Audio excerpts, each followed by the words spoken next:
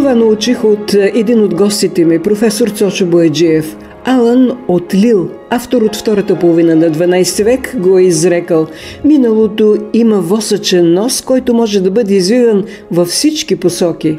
Добре, защо обаче отмъстителните хирурзи на миналото, и не само на миналото, го извикат така, да се получи така наречената кенсъл култура? Какво ни обяснява тя? Слушайте, професор Цочо Бояджиев, джаз певицата Мирослава Кацарова и разбиращият от полифония Илия Кожухаров. Въпросите ми са приблизително еднакви. Аз съм Людмила Сугарева. Добро утро, дами и господа.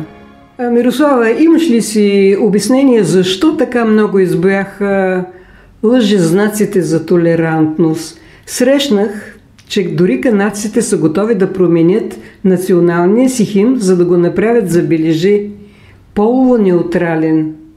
Въобще, каква е тая тенденция да заменим Бога? Това е нещо, което съществува според мен извечно, като пристъп от човека да се обожествява, да иска да бъде близък или тъждествен на Бог. Тези опити да заемем позицията на божественото в качеството си на ограничени хора не са от вчера. Ние знаем, че в исторически план има много различни пристъпи на опити това да се промени, т.е. човека да се вземе за Бог. Една от най-големите метафори е историята с Вавилонската кула. Но всяка една такава ситуация, която е в крайна сметка социална, крие в себе си опитите на успелите, могъщите хора, тези, които притежават власт, които притежават влияние върху общността. Те ли родиха така наречената кенсъл култура? Не. Аз след малко ще поговоря за нея, но преди това искам да довърша мисълта си по отношение на всички тези, според мен, доста болнави пристъпи на човека да иска да бъде Бог. Защото има такъв комплекс в психоанализата Deus sum. Аз съм Бог. Когато човек се вземе за такава мощна фигура, че страда от мания, това е манийно разстройство, то си е някаква форма на диагноза, когато човек смята, че може да промени света издъно. Били сме свидетели, както вече казах, на историята на Вавилон, която се превръща в една огромна метафора. Хитлер и всякакви други познати на нас личности, които се опитват да бъдат тоталитарни, те да кажат как да се прави, какво да се прави, какъв е реда на нещата. Тоест, всяка една тирания крие в себе си някаква според мен девиация, психическа девиация на една личност или повече. Много отмъстителни хирурзи едва ли не се явиха с желанието да променят миналото, да го пренапишат. Точно така е. Даже да се забрави, до степен до забрава. Нещо, което е абсолютно характерно за хората, които искат да променят настоящето, искат и миналото да променят. Хората, които искат да бъдат някой друг, а всъщност те много добре знаят и познават своите собствени как да кажа, травми, комплекси и така нататък. Всъщност, ето точно тези хора създадоха кенсъл културата. Хората с комплекси. Това е мое лично мнение. Но явно тя печели територии напоследък. То е съвсем естествено, защото къде намира почва кенсъл културата? С няколко думи. Кенсъл културата е култура на отрицанието на авторитета. Да. Тоест, когато става дума за отрицание на авторитет, на личност или институция, която е изразила непопулярно мнение, къде могат да се покажат всички тези нападки? В онлайн пространството. То е една абсолютно дълбока територия, която е унищожителна. Едновременно с това парадоксално е, че се обявява за спасителна, но тя откъсва човека от човек. Тоест, тези, така да го кажа, хора, които се занимават с кенсъл културата, едва ли не ще искат да пренапишат миналото, едва ли не ще искат да зачеркнат всичко това, което е било преди тях. Те преди всичко зачеркват себе си. Да, но ще им се отдаде ли това? Няма ли това да бъде една поредна мода? Това е факт. То не е мода. То е някакъв факт, да, който... факт е, но няма ли да се отживее, да отмине? Със сигурност този тип общуване, който поражда такъв тип публична... Аз го приличавам много на Народния съд, това нещо.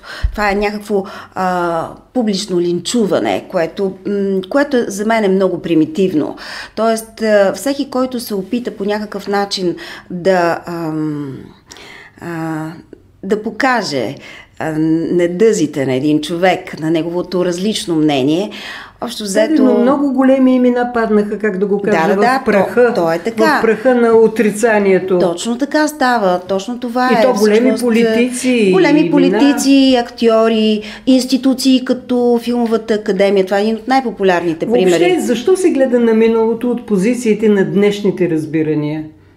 В края на краищата, всяко време идва със своите си разбирания. Той има всъщност съвсем естествено обяснение за това човек да търси логиката в настоящето, но историята трябва да се пише от истински историци, а не от хора, които имат възможност да пишат каквото и да е в пространството на дигиталното пространство. Това, за което аз говоря, са медии като Фейсбук, Инстаграм, Туитър, където наистина всеки може да изразява своето мнение. Да, но и прекалено много политкоректна, как да го кажа, мисъл се явява напоследък. Това е точно, тя е плод именно на тази cancel култура, която е в състояние да бойкотира всеки и всичко.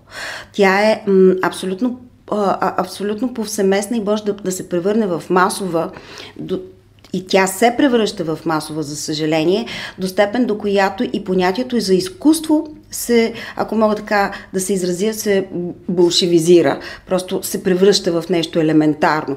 Не случайно всичко, което се случва около нас и доминира и печели интереса на масите, е свързано именно с тези примитивни... А как си обясняваш тая забрана, да кажем, на големи руски творци с кенсъл културата ли, или това е едно прикриване, че войната е причина? Аз казвам, че това е плод на психически девиации.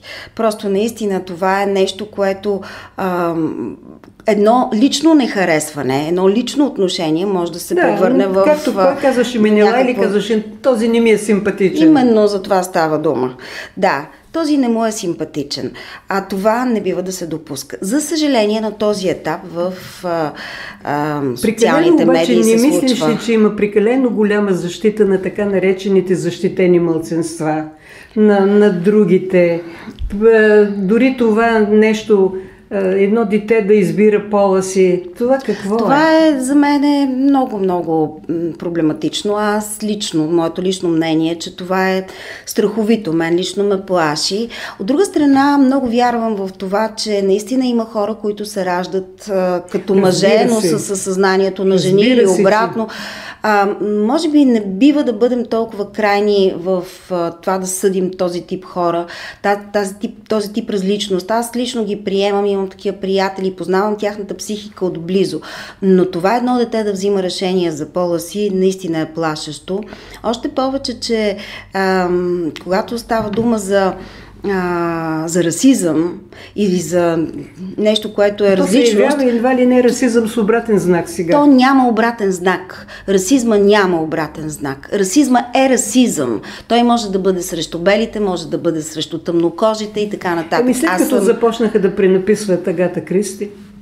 Да, има и много други преводи, където се избягват думи, които... Черен, индиец и така нататък. Да, именно за това става дума, че общо взето има една нова... Тоест, накъде върви човека?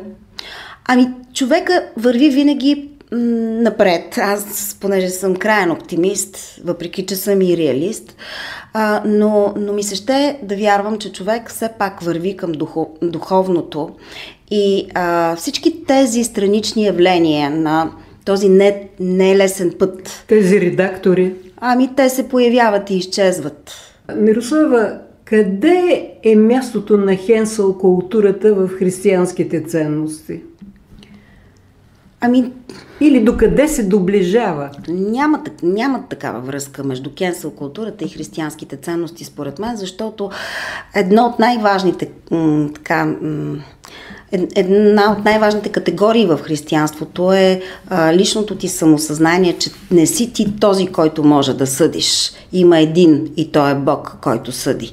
Така че кенсъл културата тя е много широко разпространена през това съдничество, през това изразяване на едно популярно мнение, което ти си приел, без изобщо да се замисляш. В тази връзка аз мога да кажа, че кенсъл културата е култура на фалша.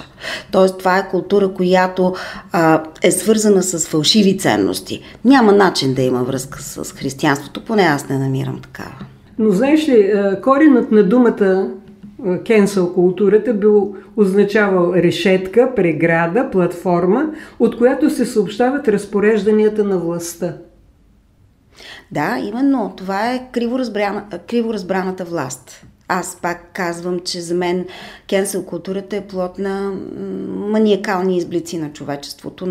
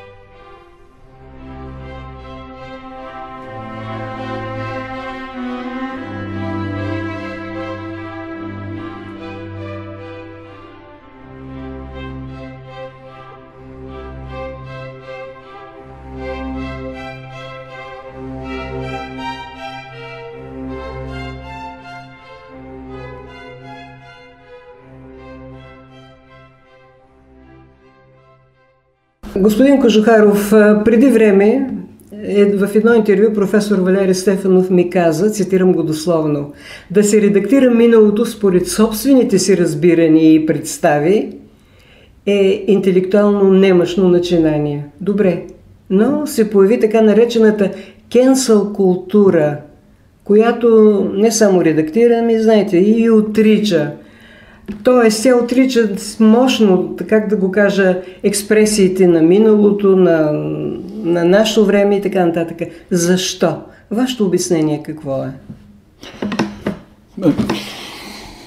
Аз не бих могъл да дам някакво специално обяснение за това явление. Защото в края на краищата такива ситуации са се появявали, такива явления са се случвали практически на протежение на цялата история на човечеството. Ако отидем хилядолетия назад, да речем в Древния Египет, ще установим, че един фараон, който е трябвало да почита многобожието, говоря за фараона, който Аменхотеп, който е приел името Ехнатон, той е обявил, че многобожието е неактуално и е въвел единобожието. Каква по-голяма революция или зачеркване на миналото, или корекция, редактиране на миналото, при положение, че той е постъпил точно така, както и вандали от средновековието, когато са се премествали диви племена към Рим, към Централна Европа, а по-късно други вандали, пак от изток, са унищожавали всичко. Той е разрушил белезите на множеството богове, оставени по стените. И е преместил столицата. И е оставил новото име. Разбира се, също него. Сега, дали е починал от естествена смърт или е бил махнат, убит, после е направено същото, също неговото нововъведение и кастата на жреците отново са си върнали многобожието. Но ето ви скандал. Ама то какво кенсъл? То ужасяващо кенселиране, нали? Добре, какво ни обяснява това явление за човека? Обяснява едно, поне аз така си мисля, че в някакъв момент достатъчно голяма група хора изпитва досада от това да живее по определен шаблон и търси нещо ново. Желанието от човека да се себе реализира, да остави след себе си следа, то може да бъде разглеждано многопосочно. Човек ражда деца, за да остави след себе си спомен. Създава произведения на изкуство. Но в други... Сега не могат всички да бъдат Микеланджеловци или Бетовеновци. И тогава, когато някаква група хора се разбунтува, постигне се така наречената критична маса от недоволни. Недоволни, защото те не са това? Недоволни, зато и защото. Недоволството може да е най-различно. Недоволството може да е провокирано от това, че обясненията, които се предлагат, идеите, които се насаждат, не се приемат. Примерно, обясненията нямат доказателства. Такива случаи има, да речеме, в религиозните движения или в политическите движения. Добре, но мен ме интересува. Защо сега едни такива имена като Марк Твен, като Линкълн, като Де Гол и така нататък днес се зачеркват? Защото едва ли не кой употребил думата робство, кой черен, Агата Кристи се пренаписва, червената шапчица вече трябва да я четем по друг начин. Ако до нас беше Зигмунд Фройд, той щеше да каже, да, в това се проявява инстинкта, който тласка сина да убие бащата. Зато и защото възприема бащата като конкурент спрямо майката. Да кажем, сексуален конкурент, но това е един аспект само. Но чувството за неудовлетвореност и за желание за себеизява, то може да се прояви в най-различни насоки. И в този смисъл аз лично не виждам нищо чудно. Да, много често пъти формите на кенселирането са скандални. Има, примерно, не е била скандална една или друга рисунка от края на 19 век, от началото на 20 век, при която рисунка джентълмени в фракове са седнали, да речем, на тревата в парка, а до тях е изрисувана гола жена. Или под заглавието "Изворът на човечеството" са нарисувани, да речем, гениталиите на една жена по най-прецизният фотографски точен начин. Нима това не е скандално. И това е предизвикало. И днес, примерно преди години, в Френски музей, където се пази една такава картина, една жена, холандка, отива, сяда пред картината, сваля си дрехите и заема същата поза, която над нея е изобразена частично, разбира се, женски торс с гениталиите напред.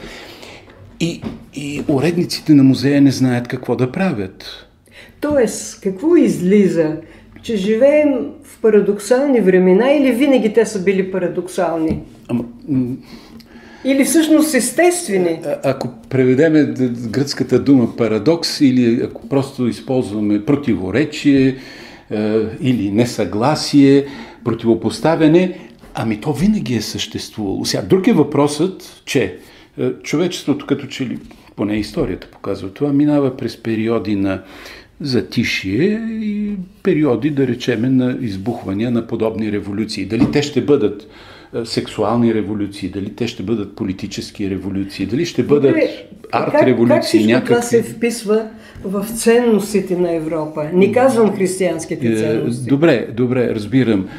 Защото знам години... Не, преди години госпожа Меркел беше казала, че Европа трябва да свикне с многото джамии. Така че защо християнска да бъде културата на Европа? Но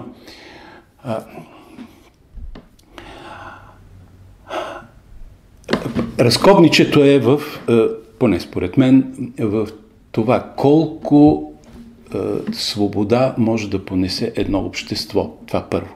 И второ, дали обществата, национални или ето такива обединения като Европейския съюз, съзнават каква е посоката на развитие. А посоката на развитие е към все повече и все по-голяма лична и колективна свобода. Няма как при една по-голяма свобода... Добре, но това отричане, но тази забрана на имена, на които ви казах, даже някъде срещнах, че в Канада химна са готови да променят, само и само да бъдел сексуално неутрален. Това не ви ли прилича, как да го кажа, на един културен болшевизъм? Ние можем да го наречем и културен хитлеризъм или... Няма значение, Да, защото диктатура някаква. Да. Защото винаги има хора, които са консервативно настроени и винаги има хора, които са антиконсервативно настроени, които са либерално настроени. И за това споменах преди малко. Ако се отчете тенденцията, при това световна тенденция, не само европейска, но може да се каже, че Европа все пак е водещата. Тенденцията е към все повече и повече либерализъм. Към все повече но става ли времето ни, живота ни по-уютен? Защото живота не може да бъде уютен за всички едновременно. Разбира се. И все пак, кога ще се научим така да вървим по пътищата и кръстопътищата на миналото? Миналото е такова, каквото е. Не можем да го направим нито по-красиво, нито по-мъдро. Миналото обаче е носител на огромни лъжи. И тези лъжи, едно човечество, което уважава себе си и, пак ще кажа, уважава идеята за свободния човек, то трябва да ги изважда на показ. Добре, а днешният ден не е пълен с лъжи.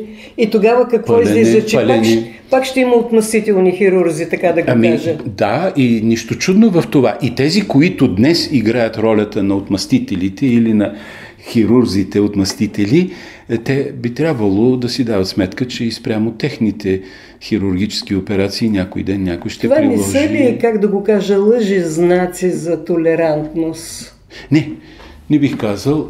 Сега, разбира се, хамелеони имало винаги. Сега, ние сме живяли в страна и в строй, в която страна и в който строй огромният процент хора бяха хамелеони. А днес как е? Човешката натура... Вижте, знаете ли, много често пъти, и мисля, че и в друго ваше предаване имах повод да припомня едни думи на Захари Стоянов от уводните страници към неговите известни записки по българските въстания. Там той говори за апостолите. И казва, българският народ не ги заслужаваше, те бяха ангели, но той ги наричаше нехранимайковци. Огромната част са били готови да бъдат хамелеони, да бъдат нагоденци, да бъдат хора... ще си легнат вечерно време с... огромната част са... Дори евангелските сказания, ако се вземат, дори старозаветните сказания, ако се вземат, дори ако се отиде към далечния изток и се прочитат едни или други свещени за... Тоест, няма да приемем така наречената cancel култура като едно модно движение, което и точно какво беше Битълс културата? Или какво беше битническата култура? Аз съм бил в Италия и съм виждал с очите си в годините, когато се зараждаше битническата култура, млади, красиви, образовани, богати момчета и момичета или млади мъже и жени, които най-скандално си топяха краката в шадраваните. Прочутите шадравани, които с скулптури на Микеланджело. А ние българите къде сме? Все още в зачатък на тази култура, си мисля. Да, в България сигурно ще има хора, които ще бъдат знаменосци на едно подобно движение, да го кажем. Аз мисля, че думата култура е малко пресилена. Малко са се самоназовали. Да, движение, да, мода някакъв. Но ние като народ си носим в гените някакъв сериозен консерватизъм и това в много случаи на нас ни пречи. А какво ще кажат политически коректните пазванти, примерно, и на история славяно-българска, където и си казва, нали, че пише на пакост на гърци и турци. След това идва възраждането, Ботев елегия и така нататък. Не е имало хомот, не е имало робство, политкоректни версии и така нататък. Сега, що се отнася до политкоректността, ако почнем да четем Ботев, ще видим, че той изобщо няма и сантим идея за някаква политкоректност. Именно. Да. Сега, големият проблем е, ако прочетем Раковски, какво пише, да речем, по отношение на Русия. Никаква политкоректност, никаква дипломатичност. Но това е големият проблем. Какво да правим с националните си герои, когато ние първо ги славим, а после ги прочитаме. И изведнъж с изненада установяваме, че Ботев, ако примерно, или Левски, ако сега примерно живееше сред нас, той щеше да бъде арестуван на първото, или те щяха да бъдат арестувани на първото кръстовище. Това е простата истина. И ние би трябвало да си даваме сметка за това. А вярвате ли, така господин Кожухаров, че идват поколения, които ще зачертаят всичко, което е било, да речем, в днешния ден? Няма да могат да зачертаят всичко. Например, земното притегляне няма да могат. Гравитацията няма да могат да я зачертаят. Има някои обективни положения, които не могат да бъдат зачертани. Но в същото време човечеството се променя. Никакъв проблем няма да има след някоя и друга година мъж да ражда дете. Какъв голям проблем някои виждат в това? Аз лично не виждам никакъв проблем.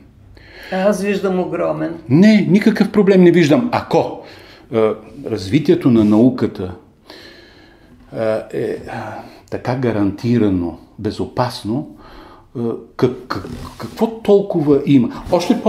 Още повече, че природата сама дава знаци, че айде да засегнем още веднъж този въпрос. Това, което там пише в Стария Завет, че Бог сътвори човек като мъж и жена, това просто не е истина. Зато и защото хермафродити се раждат и те не са малък процент. Те, да речем, някъде в световни измерения са 2-3%. Освен той, хомосексуализмът, да речем, сред животните е много силно разпространен. Добре, какво излиза? Че човека е нещо... Излиза, че това е някаква естественост. Аз не се явявам адвокат. Не се явявам глашатай на хомосексуализма. Аз разбирам, но питам, какво е човека? Знаете ли, аз мисля, че и на професор Цоша Бояджиев го бях задала този въпрос, но четейки едно за мен великолепно есе на Георги Марков за Възкресението, и той разсъждава там за дявола и казва: ама дявола никога не е бил разпъван на кръст, затова никога няма и да възкръсне. Той е в нас, той е нашата същност. Нещо повече, според някои писания, и Исус никога не е бил разпъван на кръст, нали? И така нататък. Но са разпъвани други хора пък на кръст, или са изгарени, да речем, на клада други хора. Да, тогава, когато някаква консервативна прослойка в едно общество иска да запази бита, който си е създала и който е наложила да бъде бит и на останалите, да, винаги ще има подобни ексцесии. Ако вие, аз, още 2, 3, 5 души мъже сме съгласни, че можем да живеем заедно като семейство, какво лошо има в това? Или обратно, аз ако се съглася, че с още 2, 3, 5 жени мога да живея като... И всичко става на доброволния час, какво лошо има в това? Къде е престъплението или къде е нарушението на морала? Християнските ценности в случая. Християнските ценности в огромната им част са фалшиви.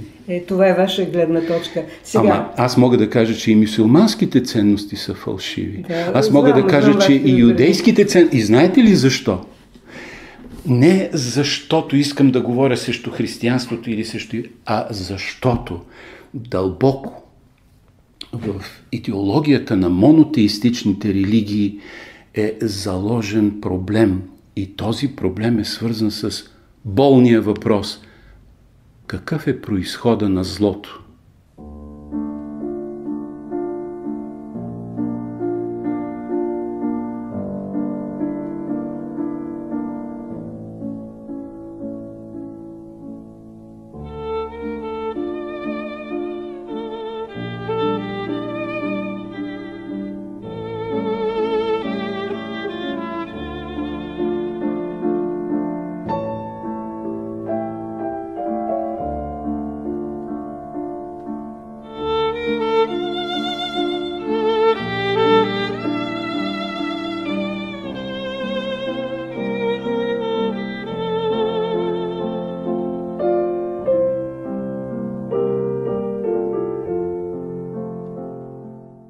Здравейте, професор Бояджиев. Като философ, как тълкувате едни такива случки? Училище в Сан Франциско се отказало от името Марк Твен, защото Марк Твен бил расист. Друго пък от Линкълн, защото пък Линкълн бил виновен за масова екзекуция на индианците и така нататък, както се казва, в праха падат главите на много известни хора. Как? Защото ни съвпадало с представите им за съвременното общество. И това го наричат кенсъл култура. Та какво ни обяснява тази кенсъл култура? Вижте, той има едно средновековно питане, да? Във връзка с всемогъществото на Бога. Дали Бог може да направи така, защото това, което е било, да не е било.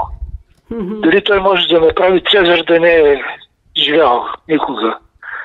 Това е един парадокс на връщането на историята назад с нашите представи, с нашите предубеждения, ако искате. Да. Звучи ми леко комично, макар че между комедията и трагиката тук няма много голяма разлика. Да, но това какво ни обяснява? Какво остава с нас хората? Култура на отричането. Да, това е обратната страна на едно поведение, типично за съвременния човек, да смята себе си за абсолютен критерий за всичко. Добро и зло, за правилно и неправилно. И да не се съобразява с историческите факти.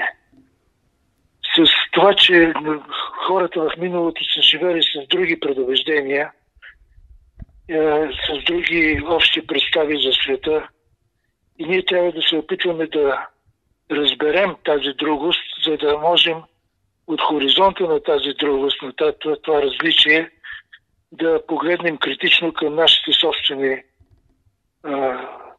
интуиции или виждания за света. А културата на отричане ще мине ли като всяка друга мода или е нещо опасно? Как мислите? Аз съм склонен тъй като виждам по-скоро комичните, смешните преувеличения на едно подобно поведение.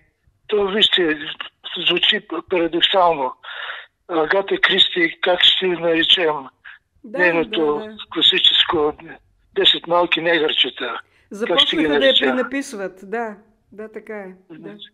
И това е смешно, повърхностно отношение към миналото.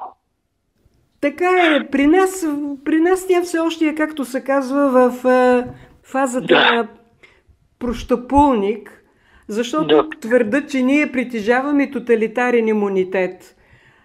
Но си мисля друго. Защо е това неистово развенчаване на авторитети? Защо цивилизационните критерии за красивото и грозното заглъхват? Въобще какво иска човека днес? Тъй като постмодерната епоха издигна лозунга "Всичко минава, всичко върви", всяко нещо е относително. Няма сигурни опори. Всяко нещо има различни гледни точки по отношение на него. И аз понякога се дразня, когато в медии чуя призива да толерираме различните гледни точки. Че истината е в различието, истината е в способността да погледнем от различни страни на даден проблем. Случващото се на проблема. Това изравняване на стойностите е болестта, според мен, е болестта на нашата епоха. Това ли е, така как да го кажа, най-голямото противопоставяне на човека на божественото начало? С това желание всичко да отхвърля, всичко да го направи така, както счита, че е потребно? Въобще докъде може да стигне тази политкоректна инерция? Тази изравненост на значимостта на мненията предполага една лековатост в отстояване на собствената позиция, без достатъчно информация, без достатъчно дълбок размисъл за своеобразието на миналите епохи. Въобще е едно трудно време. Някъде казват да живееш в интересно време, обаче не знам. Преди 10 години талибаните взривиха будистки статуи, защото противоречали на тяхната религия, и тогава целият свят обяви акта за варварщина. Днес обаче това приема се за нормално, либерално, хуманно и така нататък. Както срещнах на едно място, западният свят се тресе от расов гняв. Вие как го виждате? Не мога да преценя сега дали е така. Лично винаги има, разбира се, противопоставяне по вторични признаци. Цвет на кожата, религиозна принадлежност. Много важно за нас е да удържаме първичното, това, което е основно в човека, това, че той е човек, че е човешко същество. Аз съм много затруднен да си представя, що за човешко същество би бил този човек, който, или този, не знам как това същество, което всеки ден ще чува за избити заради негово решение стотици млади хора, както е във войната в Украйна, където загиват и украинци, но и руски момчета. Как се събужда сутрин с мисълта, че поради твоето решение, политическо решение, са загубили живота си стотици и стотици хора. А това не е ли, така да го кажем, убийство на морала? От това не почва ли само разрушаването на цивилизацията? Има една дълбока грешка в оценката на доброто и злото. И тази грешка е когато ние апликираме злото към определени групи, определени нации, определен цвят на кожата и така нататък. Тоест, делим хората на добри и лоши. В действителност, за доброто и лошото е в нашата душа. В нашата душа се осъществява тази битка между доброто и лошото. И затова пътя за спасение е нравственото самоусъвършенстване. Много бавен, много мъчителен, много труден път, но според мен единствено възможен. Другото е социална инженерия.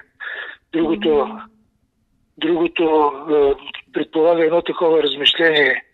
Има добри хора и лоши хора и като избием лошите хора, ще настане едно блажено време, като в уестърн. Човекът комай не пораства или е бил по-мъдър някога? Едва ли е бил по-мъдър. За съжаление, хората са много често и просто глупави. Склонни да поглеждат към повърхностни характеристики и от тяхна основа да определят поведението си. Защо така човек трудно върви напред и нагоре? Защо приема дявола в себе си? Защото е съгрешил в нашите... но Бог е разрешил. Бог е разрешил да се съгреши. Защото нали се казва, че един косъм от косата ти не може да падне без да знае Бог. Значи всичко, което той иска, може да го направи. Защо? Не, той ни дава свободата да постъпим зле. Но ако не ни даде тази свобода на избора, ние не можем да осъществим предназначението си, човешкото си предназначение.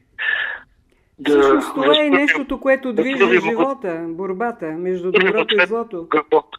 Бог ни е сътворил по любов и ние трябва да отвърнем на тази любов. А любовта е невъзможна без свободата на волята. И така Бог ни дарява свободата на волята, което е един добър дар, но той крие в себе си възможността и да изберем недоброто. Добре, благодаря ви, професор Бояджиев. Всичко добро. Това беше всичко в днешното издание на Срещите. Парадоксалното ни време роди парадоксалната кенсъл култура, но, както казва един интересен историк, Бог обича всички епохи. От мен, Людмила Согарева, добра събота на всички!